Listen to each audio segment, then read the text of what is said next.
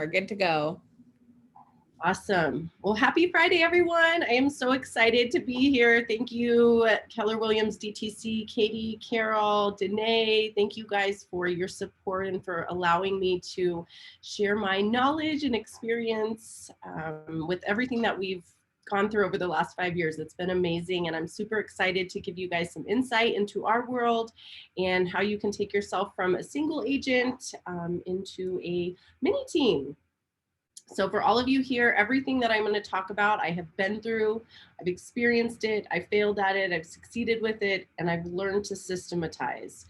So I hope that you guys will have the courage to ask as many questions as you have, and that you take the opportunity to learn from the challenges and successes that we've faced during our growth over the last 5 years. So thank you guys so much for being here, and I am so excited to get started. Can everybody see this screen? Yes. Perfect. Awesome.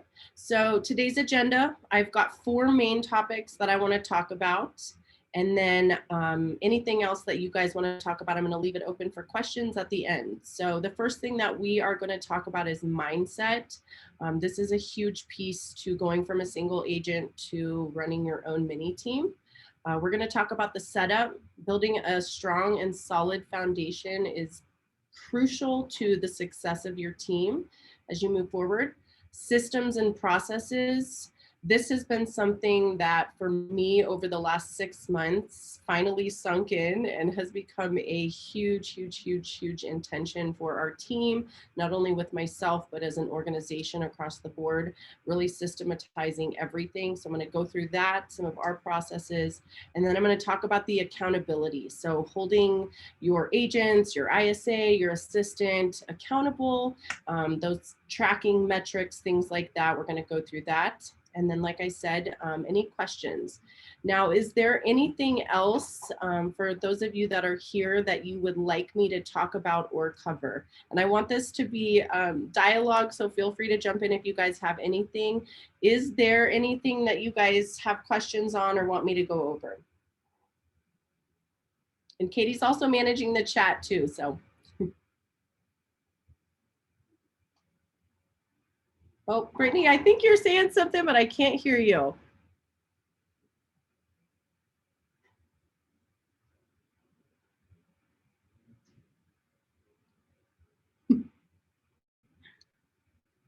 Maybe try putting it in the chat, Brittany. I don't know. I think there's something going on with your mic. Valerie said compensation models if appropriate.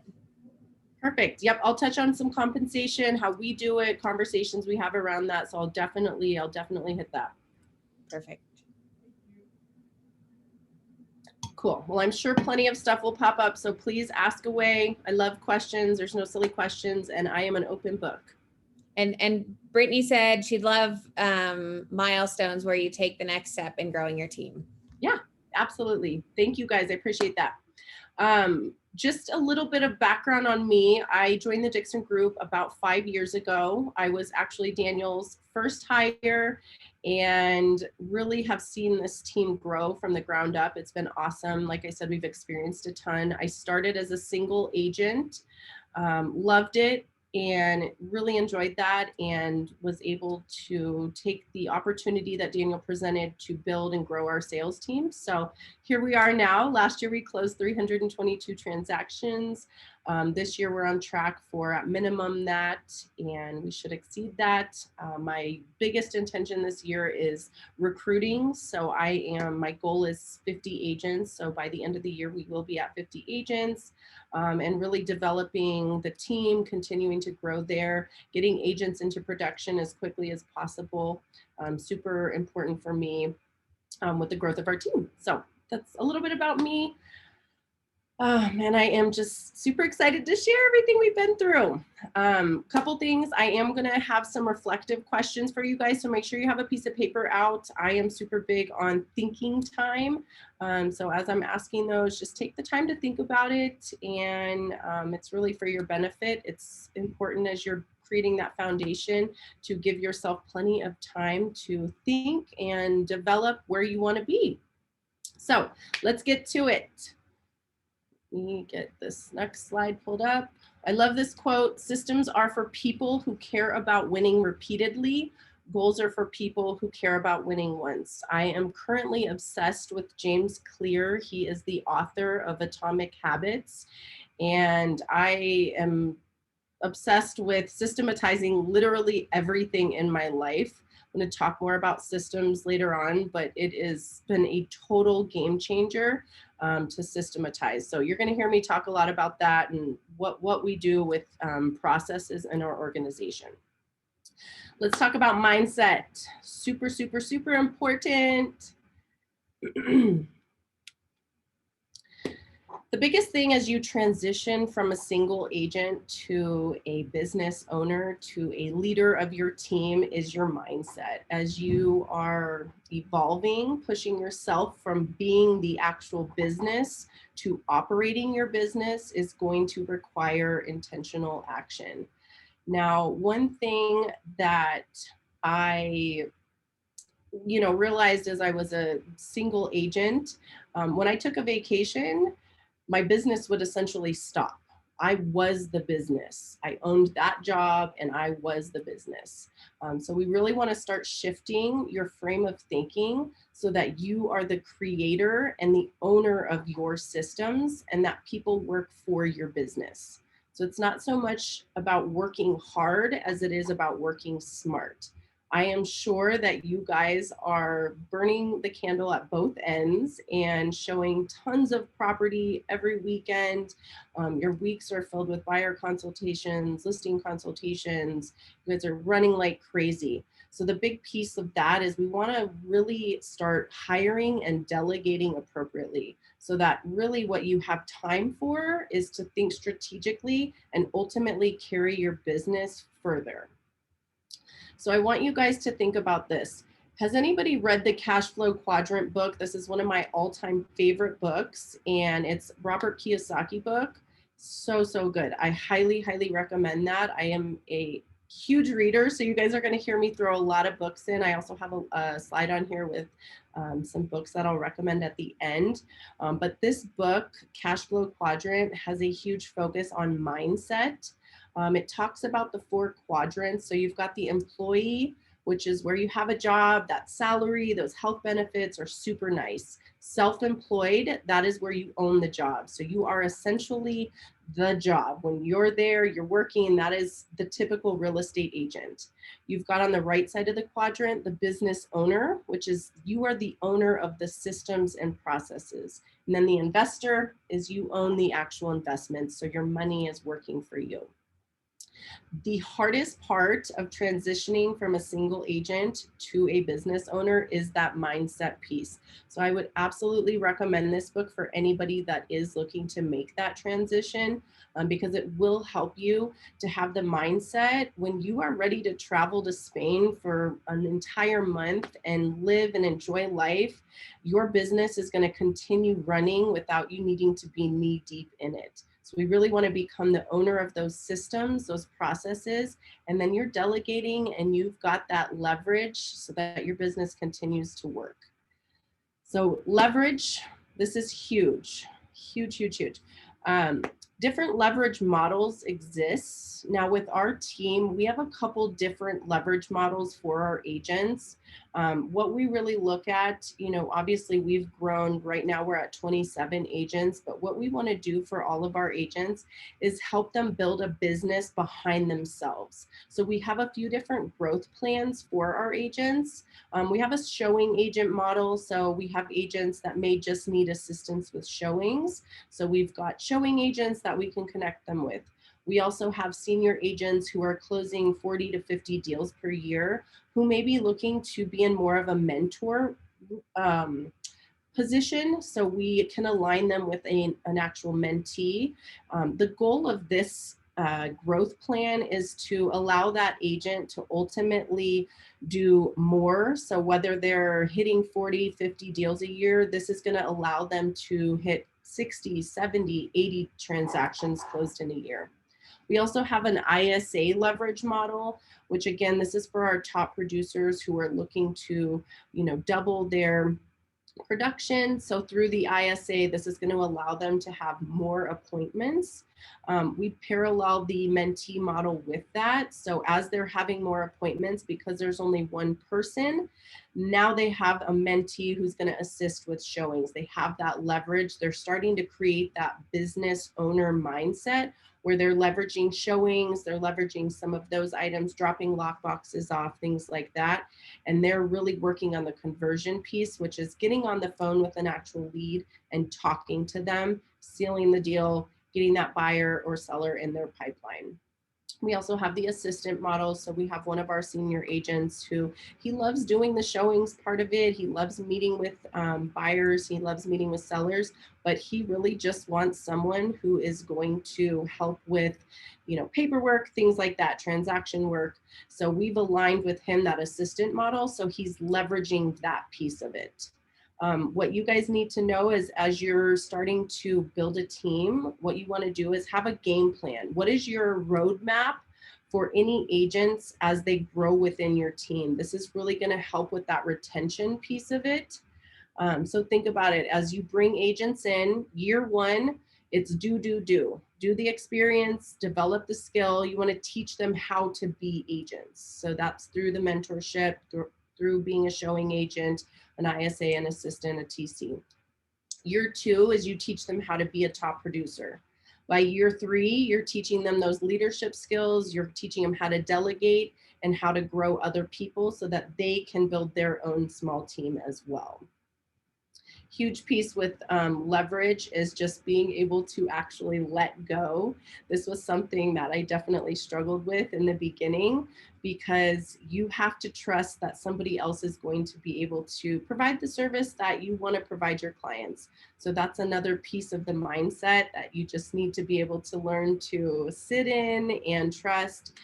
Teaching becomes an instrumental part of leadership as you're growing and evolving and building your team.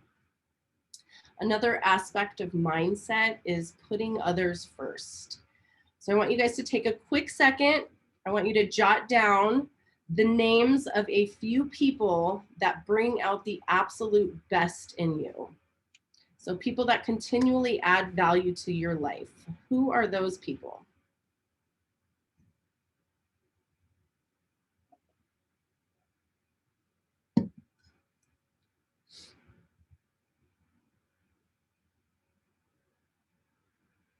So one thing I am completely sure of is I am not a self-made woman. I have had so many people pour into me, believe in me. So one of my greatest motivations is to add value to others in the way that so many people have done for me.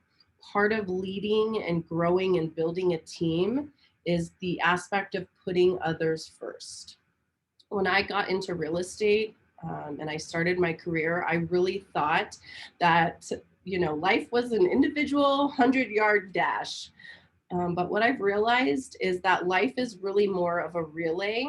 And while, winning those individual accomplishments has been fulfilling and it's felt good, there is nothing more amazing than crossing that finish line with your team. Hitting 322 transactions last year was a massive goal. Hitting 100 million in volume, huge goal. It's so exciting to be a part of something as you're pouring into, your agents, your ISA, your transaction coordinator, the leverage that you put in your world. There is going to be an entirely different sense of fulfillment as you're watching these people blossom and grow, both personally and professionally. And that has absolutely been one of the most important things that I've realized being in a leadership position and growing and developing our team. Now, to go with that, self-leadership always comes first. It is definitely the prerequisite for leading others. So you have to be able to lead yourself before you can even attempt to lead others. If you want to change other people, you've got to be able to change yourself. So as you're growing and developing and pouring into others, you've got to be able to create that dynamic for them. One thing I want you guys to think about is when you meet somebody who takes you to the next level, and this is a huge testament to Daniel, our owner. If you guys have the opportunity, come over, say hi to us, meet him. He is phenomenal, and he is one of the main and only reasons why I'm still here is because of his ability to challenge and push me to grow to new heights.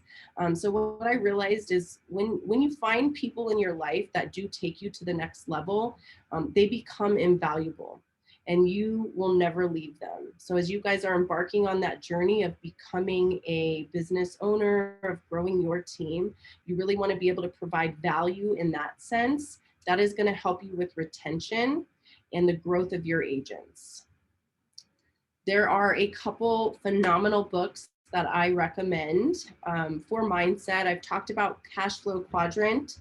Another great book is The Power of Your Leadership. It is a super short and simple book by John C. Maxwell.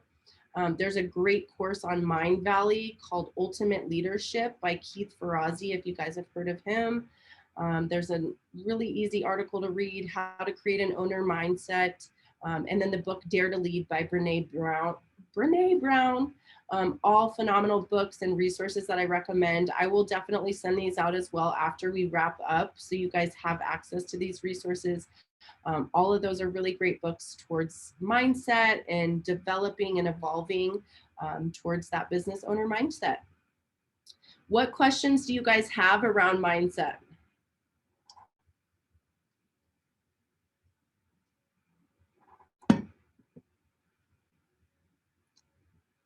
Awesome. Well, let's head to setup. All right, cool. Technology is working so far, yay. Perfect, so setup. One of the most important things we've got to do is we've got to be strategic. Let's consider this analogy. You guys are all agents. You have seen homes with foundation problems. We know that mistakes made in the very beginning of construction can cause effects down the road on the overall performance of the home. If we have cracks in the foundation, there's a chance there can be plumbing issues, flooring problems, roof joists cracking, cracks in the walls, doors and windows not opening like they should. When we are setting up and preparing for your team, you cannot cut corners. Your business will struggle if you do not take the time to build a proper foundation. At this point, you are the business owner now, and this is your arc to build exactly how you want. So get strategic. How many of you guys actually spend time and put in your calendar a time block section for thinking time, critical thinking time? Anybody? This is super huge. Daniel's definitely been on my butt about spending more time doing this. We really want to be responsive to our business instead of reactive. And by giving yourself that time to think, this really does allow that. So as you guys are getting strategic, we want to spend time thinking about those important questions. Now, I want some involvement here. Can you guys give me an example of a team environment that has motivated and inspired you? Gage, I know you've been a part of some team environments. Tell me something that was a quality that went into those teams.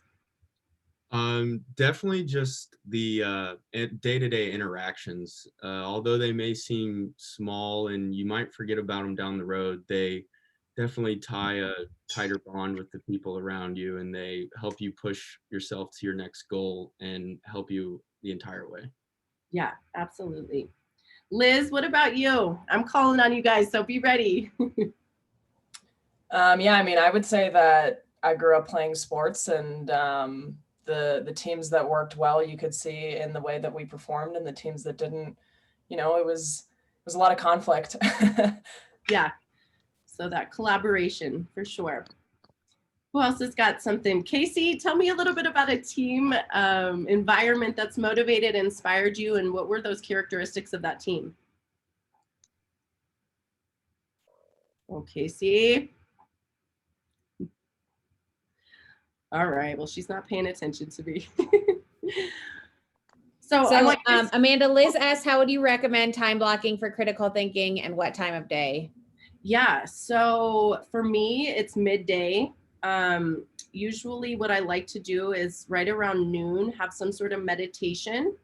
So I want to have that critical thinking time. I do meditation. It really separates my day. I'm in the office early and I'm hit the ground running. I've got agents in and out of the office, lots of questions, meetings, things like that. So when it goes on my calendar, as we all know, if it doesn't make your calendar, it doesn't happen. So for me, this is an actual time block in my calendar. That is critical thinking time, reflective time. And then I typically do some sort of meditation, 10 to 15 minutes, and then spend an additional 15 to 20 minutes on just thinking anything that I'm working on, big projects. What do I need to think about? What do I need to be solving? How can we run faster? But really prioritizing that time. Put a sign on your door if you guys are in your office, meditation in progress, thinking time in progress. And Liz, I've got a great book. It's called Thinking for a Change by John C. Maxwell. It is a phenomenal book. You don't realize how much you just kind of go on autopilot in life. And that book has a ton of great prompts and questions just around actual thinking. So definitely recommend that. And again, you just have to time block it. You have to put on your calendar. I know that, a couple of our agents do some thinking time in the morning. In the shower, that's a place where they cultivate ideas, and that works for them. I would probably say the end of the day is not the best time to do it because, as you get through your days, you're crazy, you're tired, you want to work out, you want to get home, you just want to relax. That can get pushed kind of to the wayside. So I would definitely recommend something, before 3 to be most effective. Sound good? Awesome. Great question. Cool. Couple questions that you guys can write down as you are preparing and getting strategic. What kind of team do you want to have? What kind of business do you want to build? What's the culture of your team going to be? What types of standards and expectations are you going to have? What do you want the public to think of when they hear your company name? One thing that we're extremely intentional about is our culture. So asking yourself, do you want to have a culture by design or a culture by default? With every recruit that comes into our office, we get together as a team and say, hey, what is the energy? What is the vibe of that person? Is that person going to be able to come in here and mesh and really contribute to our culture? Excuse me. I'm doing a lot of talking, you guys. All right. Mission, vision, and core values. Also extremely important to think about, those hard goals, which are production volumes versus soft goals, your company culture. We talked a little bit about that, being intentional with the culture. As you're getting into your mission, thinking about what are the results that you want to create right now. So whether that's client outcomes, opportunities that you've created for your team, or even ways that your business is going to differ from the team or the brokerage next door. Those are some questions that you want to think about as you're looking at your mission. With your vision, where is your company heading? What's the end goal for your business? If you guys are successful in executing your mission over time, what's your organization going to look like in the next 5 to 10 years? It is the most crucial thing to think about the next 5 to 10 years. Where do you want to go? Who do you want to be? What decisions do you need to make to become that person, to become that team? Core values is huge. If any of you guys have been in our office, we have our pillars of culture front and center in the office. This is something that we go back to every time that we need to make a decision, that we need to make a hire. We are always going back to those core values. So the core values, those definitely need to align with what your personal core values are. And you want to do this as you're building from the start. So examples, maybe you want to create a home run experience, or maybe you have the just get it done attitude, or you want to create that white glove experience for your clients. So whatever that is, put those core values at the center and build around that. Another quick exercise for you guys. If you are having a hard time thinking about what your values are, give yourself 20 seconds. I want you to write down 5 or 6 things that you would fire somebody on your team for. So write down any 5 or 6 things you would fire somebody on the team for doing.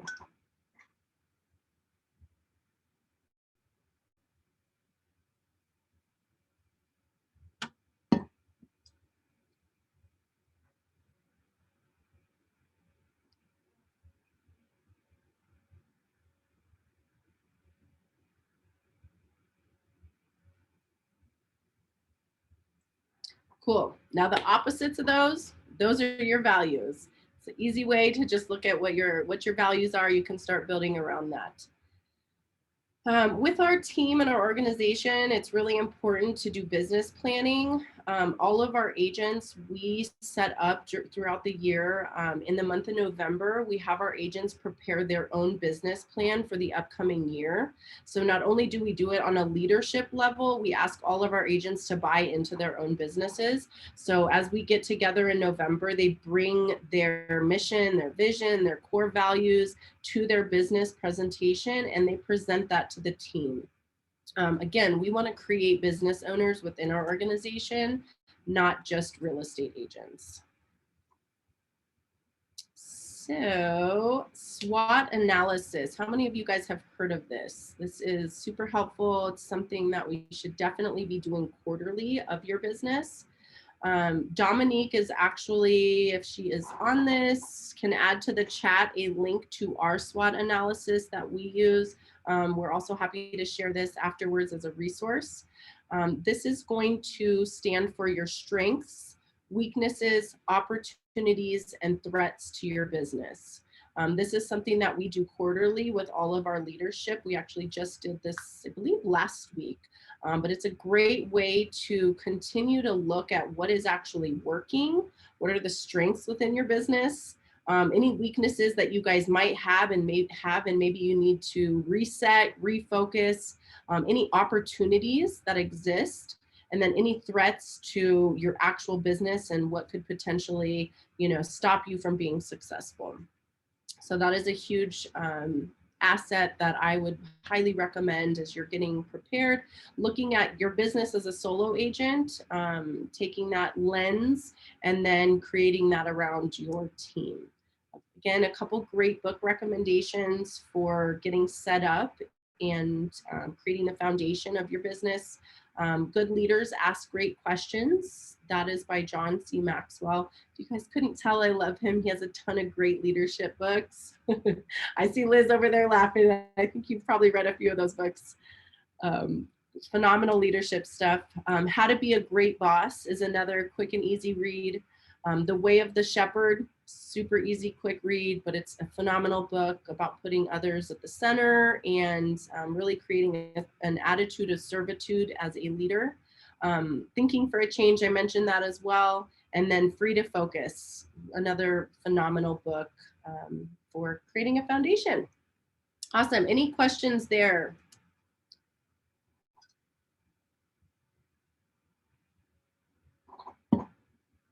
I love it. We're moving right along. Systems. So I am so excited with systems right now, you guys. This has been an absolute game changer in my personal life, as well as professionally with the organization, with my position of Director of Growth. I just cannot speak more highly on the importance of systems and processes. From the beginning, the more that you guys can create systems and processes, the easier it will be later on down the road. Think about a young child. If they have no discipline by the time they get to a teenager, they are absolutely miserable to deal with. So if you can create those systems and processes up front, it is going to be so much easier to just make small tweaks and pivots to your systems instead of having to actually completely build them as you are in the thick of your transactions, your trainings, and leading your agents, your ISA, your assistant. It's just way easier if you've got the foundation and you're adding to it. So what has actually made you a great agent can make you a great business owner. As I was, heavily into production, I had a system and a process for everything.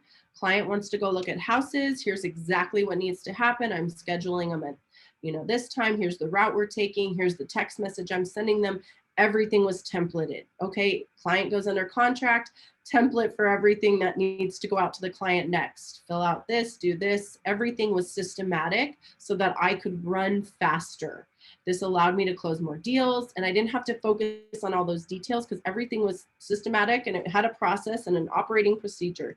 So those same things that you guys do for your inspection process for closing is going to be what's going to make you successful and able to close more deals, to train, to lead agents. The same things. You're just doing it on a bigger scale so that you can have systems for recruiting, for hiring, onboarding, training, leadership, your lead management. All of these things you're going to have your hands in. So the more systematic you can be, the better. I want you guys to take a quick second. Think about a system that you currently use, whether it's in your business or it's in your personal life, that allows you to go faster. It could be something as simple as going to the airport. I know for me, I literally do the same thing every time I go to the airport. I schedule my ride through Uber at exactly 30 minutes prior to needing to be at the airport. I get to the airport at exactly an hour before my flight. I go through TSA pre-check. I do not take my shoes off. I do not take my computer out. I walk through. I have my yoga pants on, my sweatshirt. It is systematic to the T. But I don't ever question it. I don't have to think about it. And I know when I get to the airport, like, this is what's happening. So think about in your life, some systems that have helped you guys and allowed you to go faster. And where can you add additional systems that in your, whether it's your business or your personal life, that will help you go faster. We have a saying here at Dixon Group, clarity equals speed. The more clarity you guys have, it's going to allow you to go faster, close more deals, make more money, lead other people. Perfect. Recruiting. So being systematic with recruiting, this is going to be a huge piece to growing your bench, pouring into agents, getting agents into your system. Number one, you want to create a missing persons report. I have an example. Right now we are hiring a recruiter, an additional recruiter. So Nicole, our current recruiter, and I, we created a missing persons report. Who are we hiring? What does this person look like? What are their job responsibilities? We really want to have a clear idea on who this person is. So anytime you're going to hire someone, you've got to create that missing persons report. It can be simple, it can be super elaborate, but put time thinking about who you need to hire, why you need to hire them. For us, when we're looking at agents, we want to know, like, what type of agent are we hiring? For the person that comes in and says, I'm just looking for leads and making a lot of money, is that going to breed the I mentality over the team? Is that really somebody we want to hire?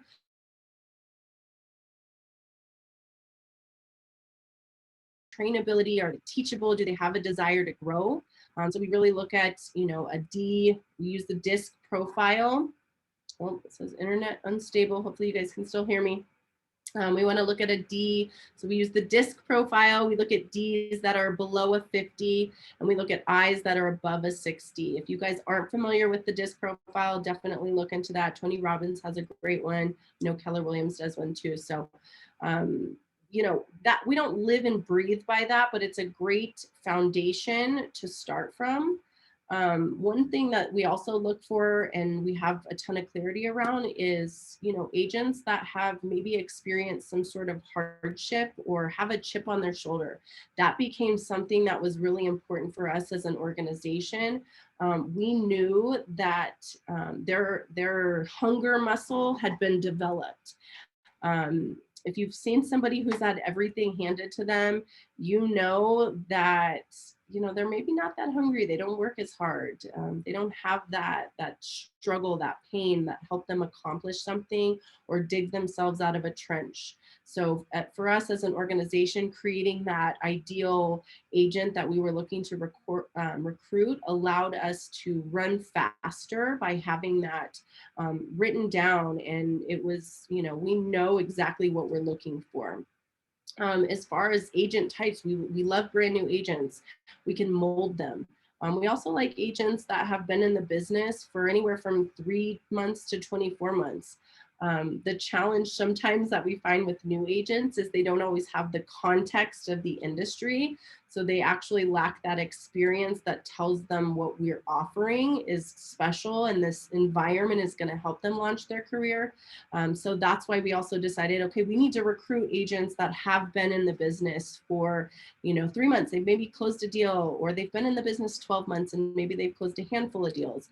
But we created that system around who we want to recruit. So that way, anybody that comes through our door, we are able to have those conversations and really dig into who they are as a person. And then we can identify if they're going to be the right fit for our team. So for us, the system with our recruiting is we have an interview process. So first and foremost, we put ads in WiseHire, Indeed, LinkedIn, Facebook. With that ad, we ask them to do a couple tasks. So number one, we ask them to email us their DISC profile, and we have them fill out a questionnaire. Again, this is our systematic process. It's going to show us 2 things. 1, that they can follow directions, and 2, that they're seriously interested and they're not just filling out job applications. The second part of our system for recruiting is going to be in the interview process is going to be our 15-minute phone interview. So during this phone interview, we've got a process that's going to take up the exact 15 minutes. We want to have them tell me about yourself. What kind of short-term and long-term goals do they have? What kind of role are they currently in? How do they like that role? What has them thinking about actually leaving at this time? And then what do they enjoy doing outside of work? One of my favorite questions, and this is something that you guys have to implement as you are interviewing, is what happens if real estate doesn't work out? What is their plan B? This question is huge. If they have an answer to what their plan B is, how serious are they about making real estate work? When they tell me there is no plan B, I will be successful in real estate, that is definitely somebody that I want to align with. So during this phone interview, this really allows me to feel out the person. So who are they? What are they about? Can they connect on the phone? The people that are giving those dry 1-word answers, I don't know, are those going to be the best people calling our leads? Probably not. We know that how well you can communicate over the phone can be a huge predictor of success in our industry. So that initial phone conversation is really to weed out anybody that may not be a good fit. The third step in our recruiting is the interview, or for interview process is the in-person interview. So what we do here at the Dixon Group is we schedule typically an hour to an hour and 15 minutes where they come in, they actually shadow some of our senior agents on the team. During that shadow period, our senior agents are going through our systems, so all of our technology. They're answering questions. We found that as these agents are shadowing, they're actually able to ask questions and get them answered from an agent's opinion. So we've really found that to be helpful. And then the last 15 minutes of the interview, we go over any questions that they might have. So this is where we talk about commission. We have those commission conversations. We talk about the structure of the team, the accountability, again, any questions they might have, and then set a time for follow-up or close for them onboarding with the team. With commission, I know somebody asked about that earlier. Commissions, obviously, a tough conversation for a lot of people, but I think the fierce conversation around that and having the transparency with here's what our commission structure is, this is how it works, what questions you have about it, opening that door for free conversation, really talking through it is super important. I sit down with a lot of agents and they're like, well, you're split, you know, I can go somewhere else and make 80-20 or, you know, 70-30 and make more money. And, you know, my response is typically, well, 100% of zero is $0. So, you know, where are you going to get your leads? Where are you going to get your business?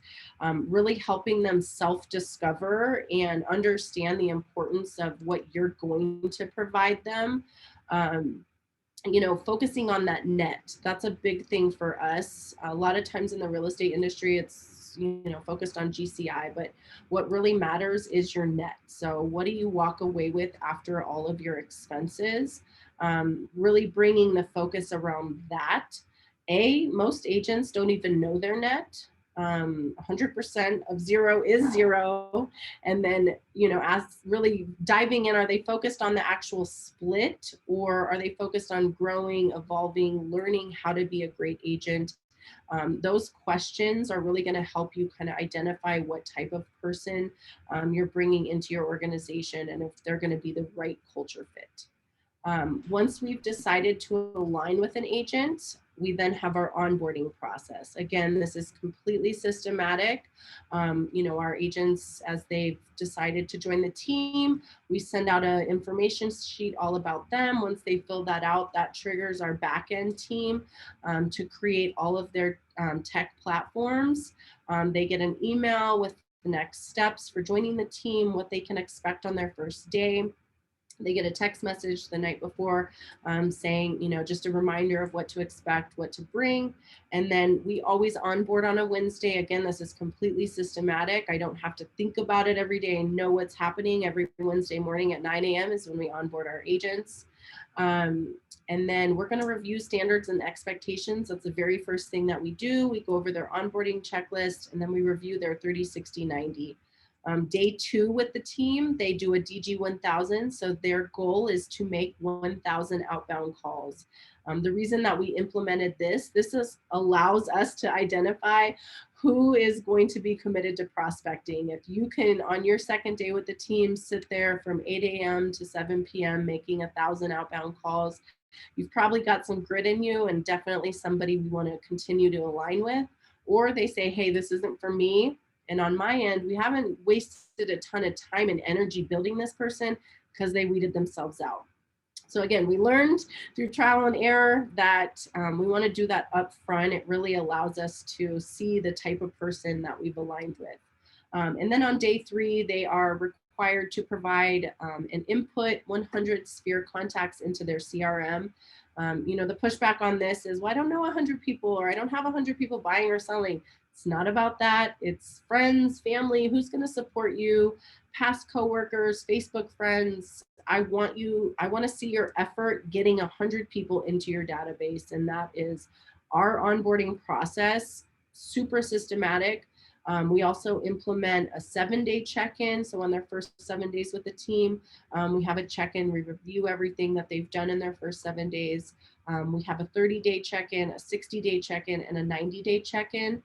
Each of those check-ins, I have a system for what do we need to cover, what are we reviewing, where are they at. At the end of 90 days, that was our trial period. Are we really the right fit for each other? Did you hit your goals, your objectives? You know, is this the best to continue moving forward together? It's very eye-opening, and it gives them a ton of clarity having a system and a process with what they need to get done over those 30, 60, 90 days. So that is our onboarding and interviewing process. Training, again, very systematic.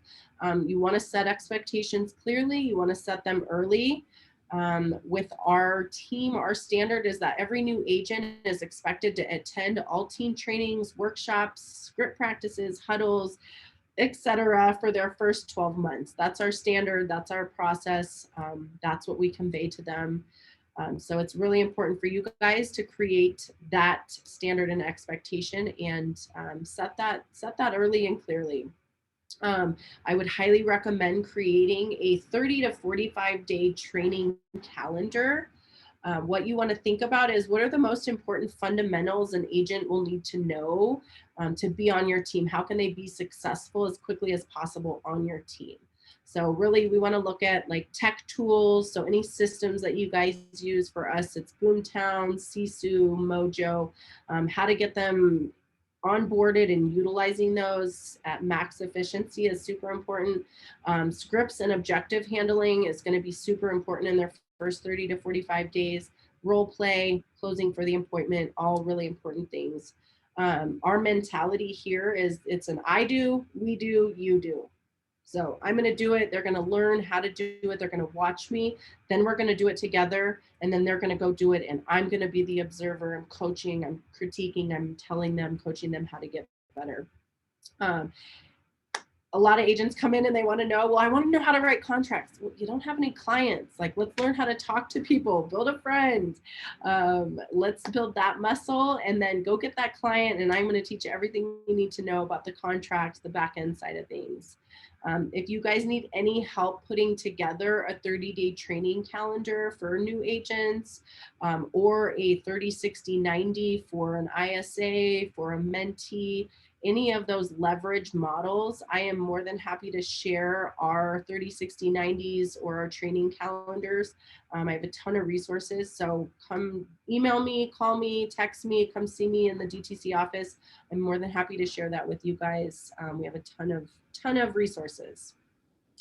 Amanda, Sarah put a question in the chat. She said, what is a typical split that you offer a brand new agent, and do you break it down depending on the source of the lead? Yes, great question, Sarah. So with our agents, as a brand new agent on the team, our buyer splits are 45% to the buyer's agent. Of that, their first 5 transactions with the team actually have a mentorship fee. So that has a 15% mentorship fee on it. With their first 5 transactions, we do not make any exceptions for where the lead originated from. We want everything to be as straightforward as possible with their first 5 transactions, no ambiguity. This just is what it is. You're going to buy into our systems. You're going to buy into our processes. We are going to get you moving forward as quickly as we can. And here's just what the splits are. And I have that frank conversation. I review their commission. We have a commission calculator, so I review that with them. During the interview, I review that with them once they've joined the team, and I also review that with them once they have a closing coming up. So that really helps create that clarity around commission. And we don't make exceptions. Unfortunately, we have in the past, bite you in the butt. So I've learned through experience, exceptions. It's just easier to keep it straightforward and clear. Does that answer your question? I'll chime in as well too, Amanda. I think when you guys are having commission conversations, oftentimes it's super nerve-wracking because you're not very clear on your value. We can sit with a straight face and tell somebody they're going to make 40% on the listing and not flinch because we provide an incredible amount of value to all of our agents.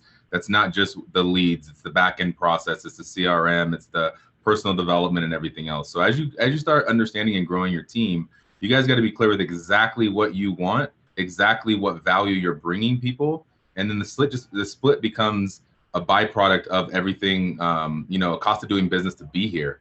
When we're interviewing somebody and they're so focused on splits, this isn't the organization for you. Like we're not looking for agents to do 6 or 7 units a year and make 90K. Like that's not it. We're looking for agents to do 15, 18, 24, 30 units a year and make a few $100,000 and have 0 expenses and 0 headaches.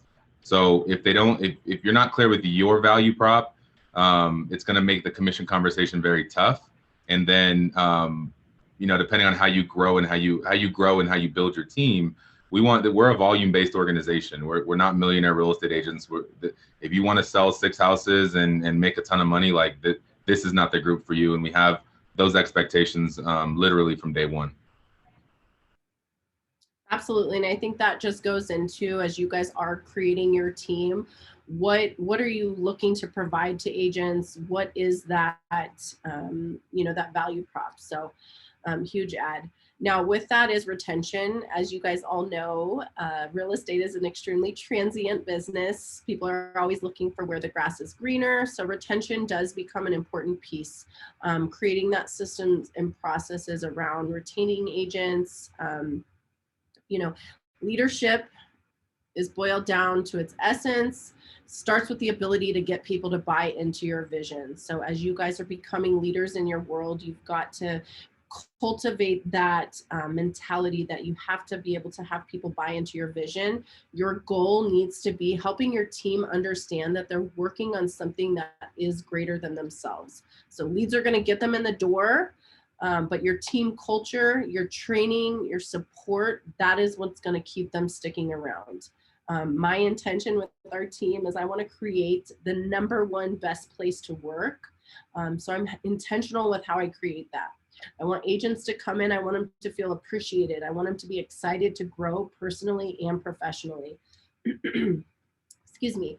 I know not every day, you know, in the grind is going to be fun and exciting, but if they can come in here knowing that my main motivator is to help them be successful in all areas of their life, I can help inspire that kind of loyalty that's going to keep their morale high and the turnover low.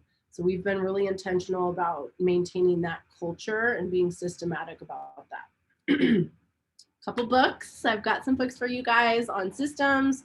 One of them is called Great Teams, 16 Things High Performing Organizations Do Differently. Phenomenal book. The Road Less Stupid, another great book. And then Atomic Habits. You guys have heard me talk about that. I am totally obsessed with that right now. So definitely put that on your must read for this year. Cool, let's jump into accountability. Do we have any other questions on systems? So there is a question, it's not on systems. So I can ask it now or we can hold on to it. Yeah, go for it. Let's start it. So Luke is asking, when running into a roadblock with a sale, what have you done to address the situation and overcome the challenge? Give me a little bit more context. What type of roadblock? What are we? Luke, jump on here. Let me see you. Let me hear you. Can you guys hear me? Yes. Okay, wonderful. I've been muted this whole time, so I didn't know if the mic was going to work. I don't know how specific you want me to get, but I guess just like whether it be the documents that go along with the sale, or maybe just something arises with your client, something happens in his or her life, and it just causes a roadblock in moving forward with the sale of that transaction. So I'm sure you have a lot of different times in your real estate career where you've come across challenges. So I guess more broadly speaking, what are some practical ways to face head on these challenges and to work around them, to respond to them appropriately, and then you know, figuratively speaking, going in the next time with your guns loaded, ready to resolve the situation without as many roadblocks.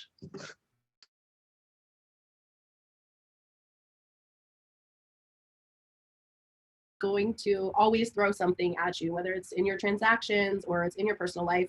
Life is truly about how you respond to these roadblocks, to these things that come up. So one thing that is super important, Luke, is presentation of information. So how you're communicating with your client, with the listing agent, with the buyer's agent, whatever the situation is, that presentation of information is super important. One thing that we really teach our agents is you have to be that third party. You cannot be emotionally attached to the answer. So whether it's a yes, whether it's a no, whether you're on the phone cold calling and someone tells you F you and hangs up on you, you cannot be attached to that response. How are you going to push forward? There's another great book. It Takes What It Takes. We read that as an organization. It's about remaining neutral, staying in that neutral position as you're dealing with any of those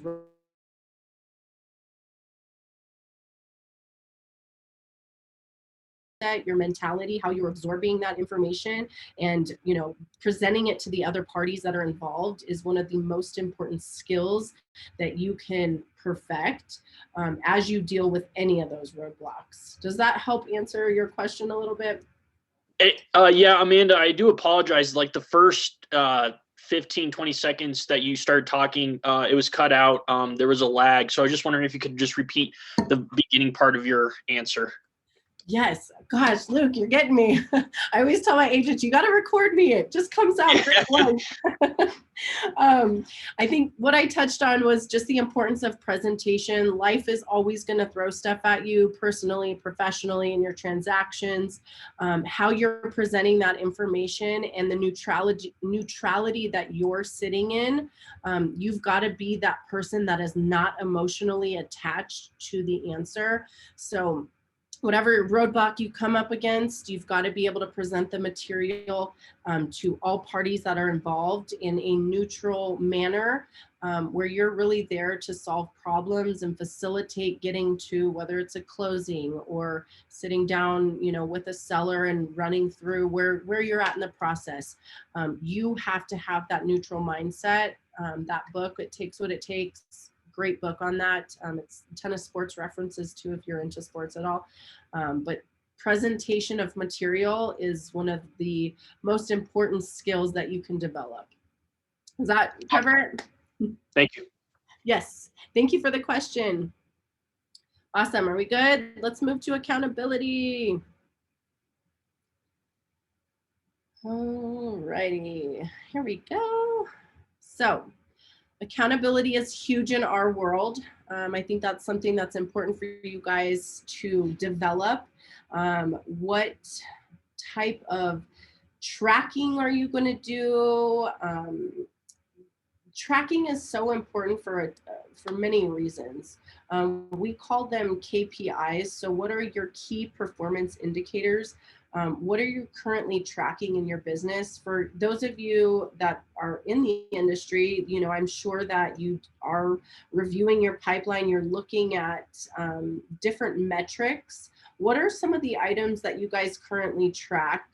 Liz, do you have anything that you're currently tracking in your business that you look at week over week, month over month? I mean, we look at our pipeline probably weekly and monthly. Follow up, I track. Yeah. I kind of track expenses not as often as I should. It's the hard part. We never want to see where the money's going, but we need to know. We got to get that return.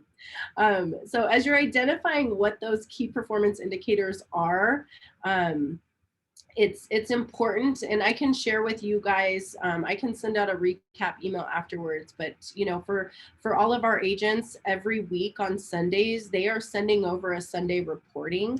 So what we look at is their pre-approvals, how many total pre-approved clients they have, buyer appointments set and held, seller appointments set and held, new signed listings, contracts written, new under contracts for the week, total pendings that they have, any terminations, how many showings did they hold, QNs, we have qualified nurtures, how many of those did they add to their pipeline, how many new leads did they actually receive, how many contacts did they have for the past 7 days, and then for them, just knowing year to date what they've closed, both transaction count wise and volume, as well as their year to date income, having awareness around that. One of the important things with tracking is really just having that awareness, bringing your agent, your ISA every day, what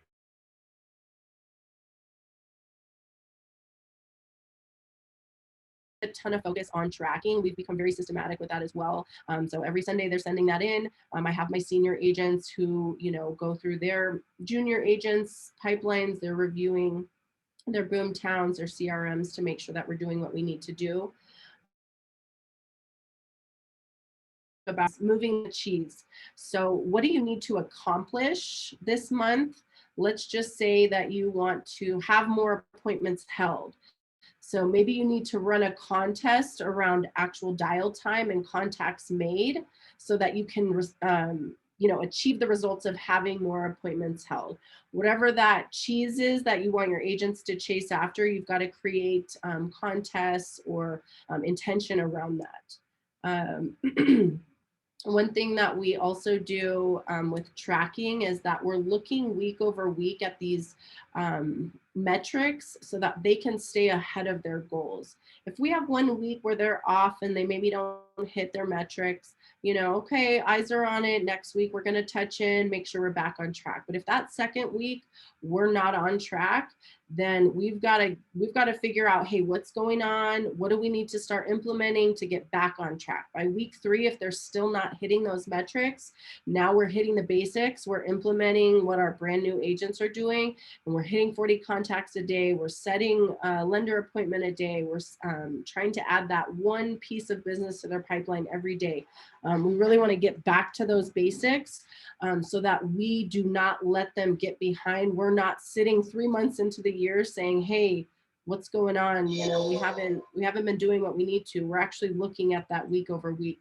So that accountability through tracking is really important. It's also going to have you guys give you a better view of what's going on in your business.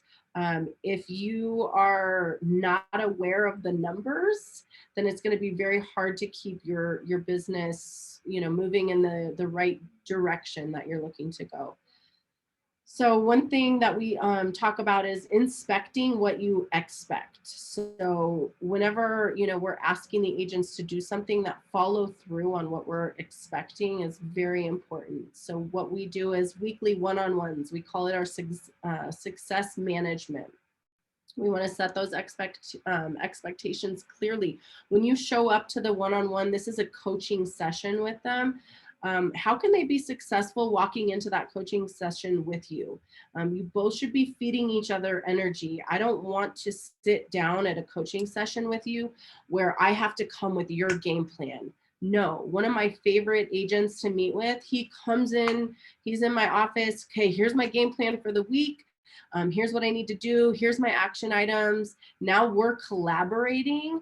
We're having those critical conversations that are growth, built around growth. It's high energy. It's exciting. Those are the conversations that really feed you. It's very tough to sit down with agents when they just come in and they expect you to tell them what to do and they want you to drag information out of them. So as you guys are creating that growth plan for your agents, set expectations on how they can be successful in those coaching environments with you. Another thing that's really important when you're in a coaching environment is asking yourself, what's your mindset before you begin coaching? How strong is your desire to help this person actually achieve their goals? What are your intentions, in the conversation? Asking yourself, how would you rate yourself on a scale of 1 to 10 on your emotional neutrality? Are you dialed in and ready to help this person move forward? Just gonna do not disturb this. I'm getting blown up. And then, asking yourself, are you engaged? Are you energetic? Are you excited? Are you, ready to be there? Really important mindset questions, back to mindset, when you're beginning your coaching with your ISAs, your agents, whoever you're hiring. I absolutely recommend weekly meetings with them, tracking as you head into that meeting. Again, creating a system. What is your flow? What is your rhythm? So for us, we sit down, we look at their CRM, we jump through their different smart segments. We look at, are they exhausting the leads? Are we speaking to everyone? Do we have proper contact attempts? We have a very clear standard around what they need to do. So now we're just inspecting it to make sure that they're actually doing exactly what we expect. We jump into their CSU, their metrics. What do they have in the pipeline? Are they on track? Is there anywhere that they can double down on effort? What are we seeing successes with? Because don't forget, we want to celebrate the successes. We get moving so fast. It's not an instant gratification industry. So the challenge sometimes becomes actually celebrating those successes. So I would absolutely, remind you to have awareness around what you have accomplished as you are accomplishing it. As you're tracking your progresses, what are you doing really well right now? What are your greatest challenges? But really creating a culture that's going to celebrate constant improvement. That is a game changer for your culture. Take time, appreciate where you've come from and what you've accomplished. And celebrating those successes. I know that we don't quite do enough of it, but it is something that you've got to, give yourself the grace. You're working hard, appreciate your agents for what they're doing. That's a really important piece as well that goes along with accountability. Cool. Couple books. I've got a few books for this accountability section. Let me just jump to this next page, actually. So we love to call it Grow Work, and I will send this to you guys so you have all these books that I recommend. I've got a couple links to of some great videos you can watch for accountability. 5 stars, The Communication Secrets to Get from Good to Great. It's an awesome book. The $1 Million Real Estate Team, phenomenal book on building a real estate team. The 5 Languages of Appreciation in the Workplace. I love that. What are your, the people that you're surrounding yourself, how do they need to be loved on? What can you do to bring fulfillment in that area of their lives? Create happy agents, happy ISAs. The Dream Manager is another great book. Talks about really helping to cultivate the dreams in your employees, your agents. What are their dreams? What are their goals, their ambitions? How can you help build on that? The Coaching Habit. This is a great book with some super simple coaching philosophies and questions to ask as you start doing those one-on-one sessions with your new hires. And then Measure What Matters. That's another great book. And then Fierce Conversations, another great book about having sometimes those tough conversations. So outside of that is what I've got for you guys on being a solo agent, transitioning into a mini team and business owner. What questions do you guys have for me? Feedback, anything you want to talk about? So Scott asked a question in the chat. It is a long one. So Scott, feel free to jump in if you want to as I read this. Okay. So, drink some water. At what point did you determine you were ready to invest the time to begin a team? Every team leader I've spoken to has said that the investment of time in recruiting and onboarding and refining systems takes away from you producing enough to keep the business afloat. How many units a year would you suggest an individual complete before they consider starting a team so that they have a margin to start building a team? And then he continued to say, frankly, you make it sound very easy utilizing these systems and making these promises to new agents because you have developed the systems over a period of time, just trying to imagine the very first steps and decision point to make the plunge. Thank you, Scott. Great question. So let me be super transparent and clear.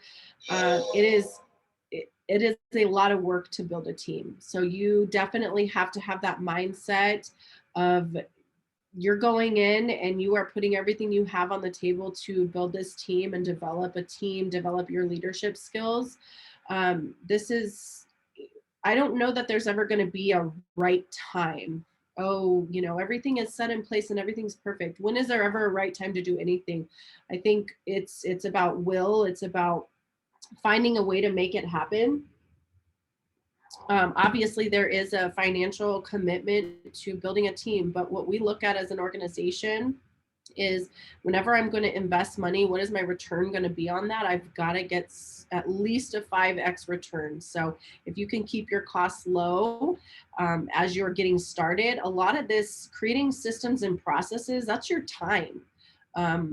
If you can spend your late night hours creating your systems, your processes, spending that time thinking, it is going to be more systematic to hire somebody and onboard them if you have the system and process. It does take time. You are going to have to take 3, 4, 5 steps back. You may, lose out on income because you have to spend the time training and teaching agents how to be agents. So there is that step back before you can move forward.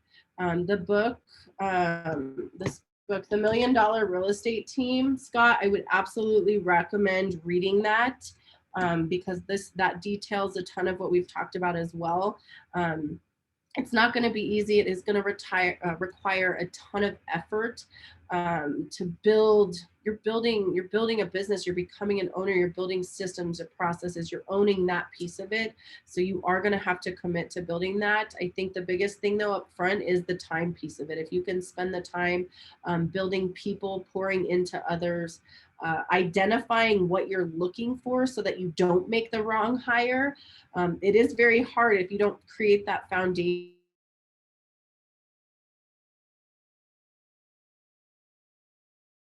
That is time, that is money, that is effort that you cannot get back. So if you're spending that time up front, really creating strategy to head into building your team, it is going to make a world of difference as you get into it. Hopefully that answers some of what you're looking for. I'm definitely more than happy to talk more about it with you too offline, and kind of what I've gone through.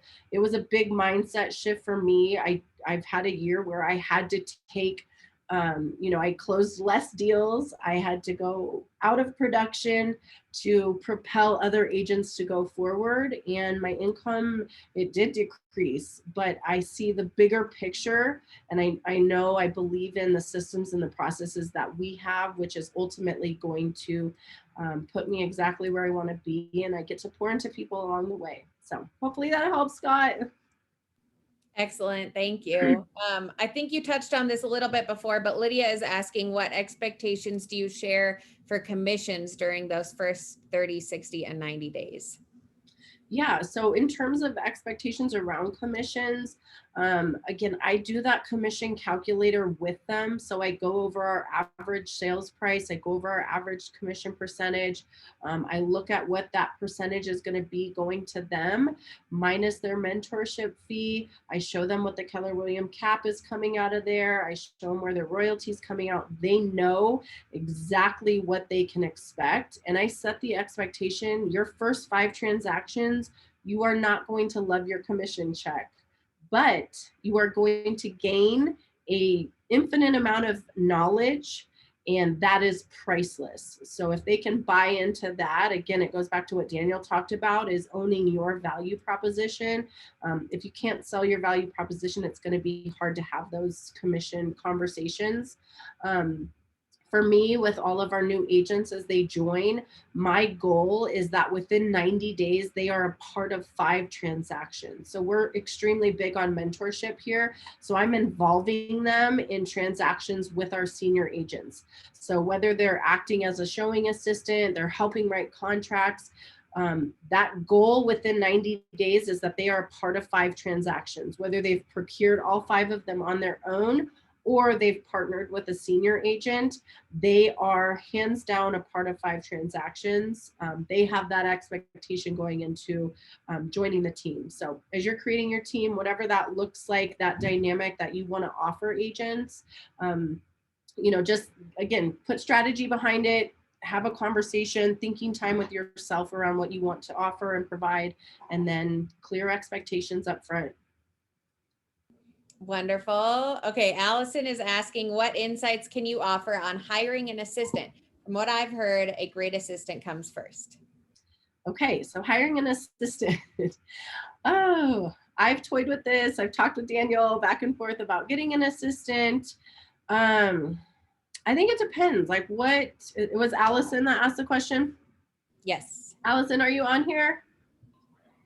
I am. Hi. Okay. Hi. So are you contemplating hiring an assistant?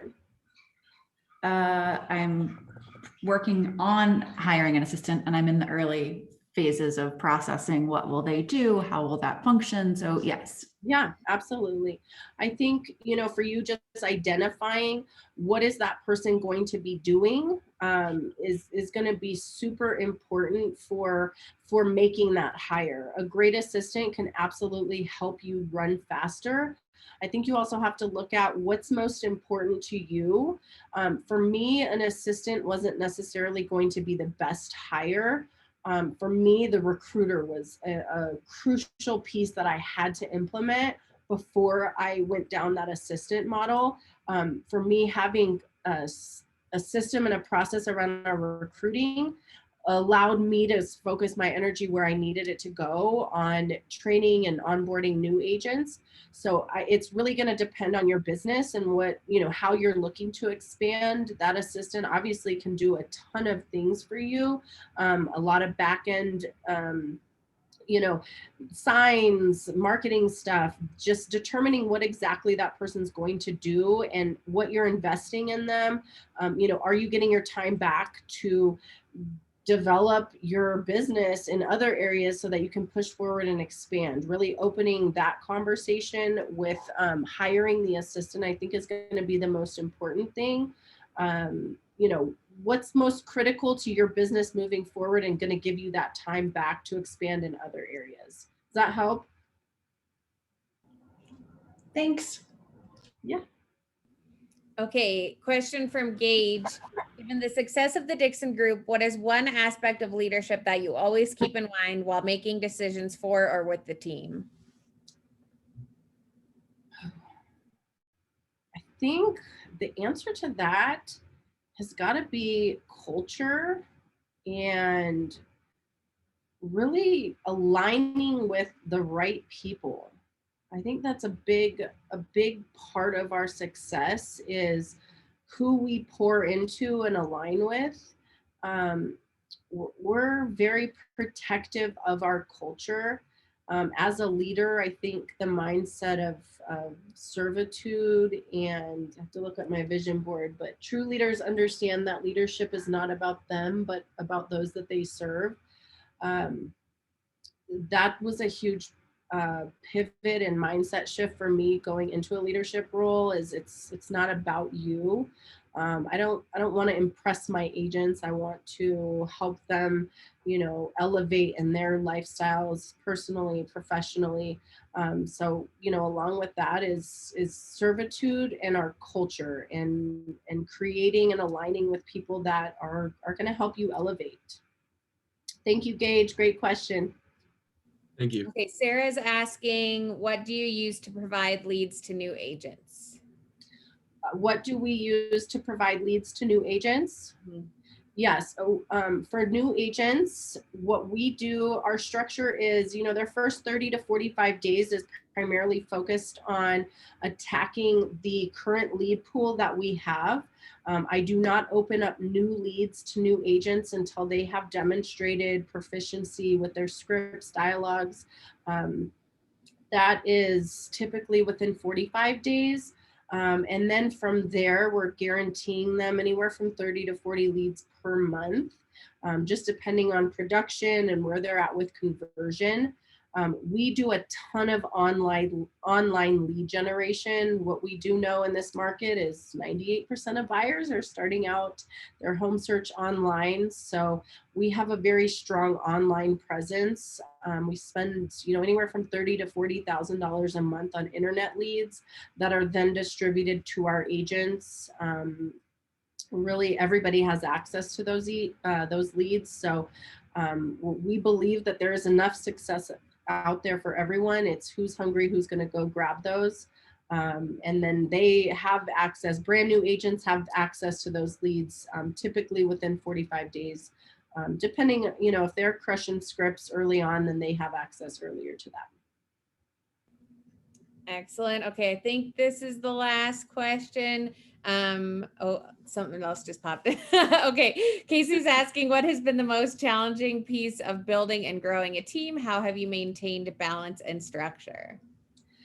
Oh, the most challenging piece.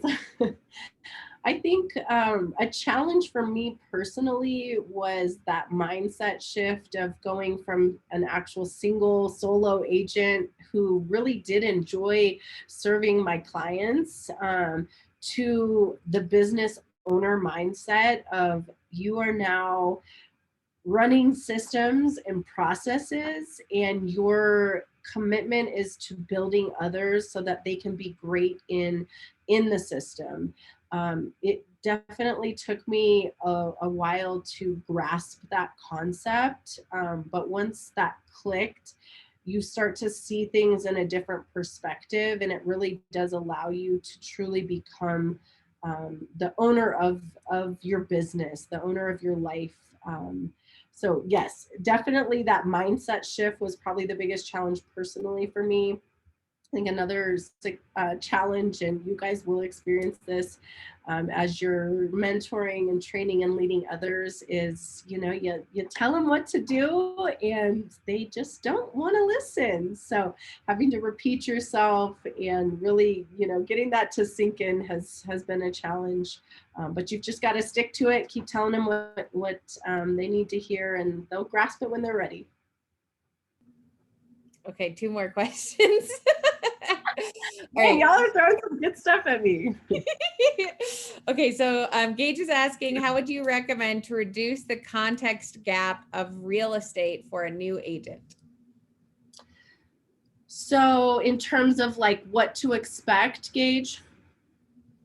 Yes. As I believe you stated in the systems slide, Yep. the biggest struggle for new agents is not really understanding the context. So there was somewhat of a knowledge gap, and I was just wondering how a newly licensed agent could prepare best for that. Yes, of course. So huge shout out to Gage. He is in college right now, finishing. He's going to head into his senior year. He is taking his real estate license class. You're in Georgia, right? Yes, ma'am. Yeah. Love it. He's going to intern with us this summer. We are super excited to have him. And I love that he is on here, just feeding himself, and you're going to be successful. I'm excited for you, Gage. So thank you for a great question. That context gap, I think the biggest thing that we see in terms of recruiting is that brand new agents, they come into the organization and they have no idea what it means to be an agent. They do not know what it means to struggle as a solo agent without a team, going into the office by themselves, having to prospect by themselves. They don't know what they don't know. Real estate is such an experience-based industry. So I don't know that you can necessarily bridge that gap for them. I think it's, it's partially the mindset of the individual. Sometimes we will lose agents because they want to go try another team or a system or process, and they get there and then they realize what they actually had and what we were providing, those leads and, you know, the mentorship and the guidance and the support.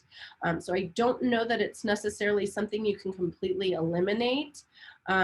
That's why when we're recruiting, sometimes we do look for those agents that have been in the business. They've been licensed 3, 6, 12 months because they've experienced a little bit of hardship on their own out there. And then they come in and they say, oh my gosh, this is amazing. Like, this team is providing so much value. I am so appreciative of that. And they get it. They understand it. And I can speak from personal experience. I didn't know what I didn't know. I started with the Dixon Group and, it worked out well for me, but we've definitely had agents that have left because, they didn't think they were getting what they needed. And, unfortunately, it just didn't end up being the right fit. But then there's some agents that really do see it. So I think it's a personality thing, Gage, not necessarily any way to bridge that gap. It's experience. You got to get in, you got to get your feet wet and absorb it all. Some people are going to leave, some are going to stay, and you can't be attached to the answer. Thank you. Yep. Okay, I think this is our last question. We'll see if some more pop in. All right, so Allie is asking, it sounds like you measure your success based on the success of those you surround yourself with.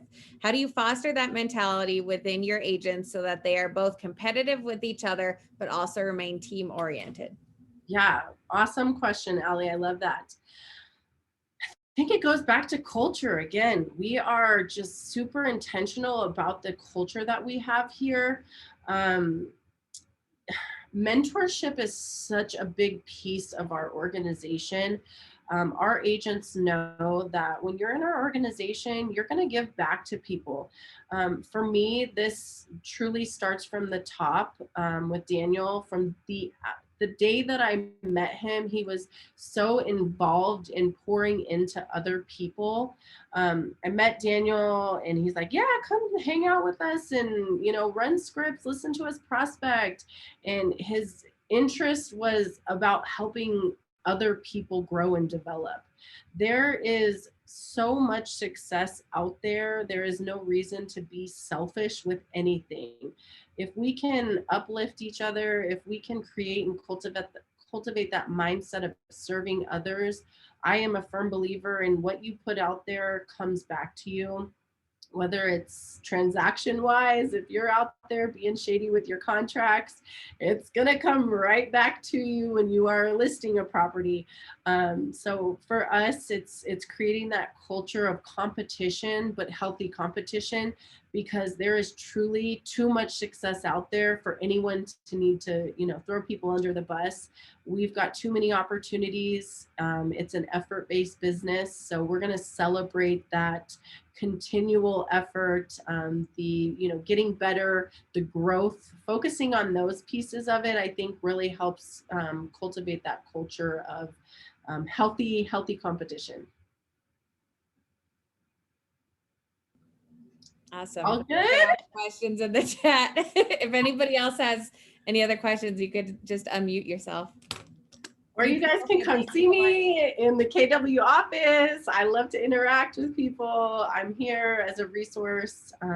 You've got my email is on here, amanda@dgdenver.com. If I can help you guys in any way, I really appreciate you sitting with me for an hour and a half. I am an open book. I love to help and see people succeed. So come holler at me. I'd love to meet you and collaborate. Wonderful. Thank you, Amanda. Thank you. Appreciate you guys. Have a great weekend. Thank you. You too.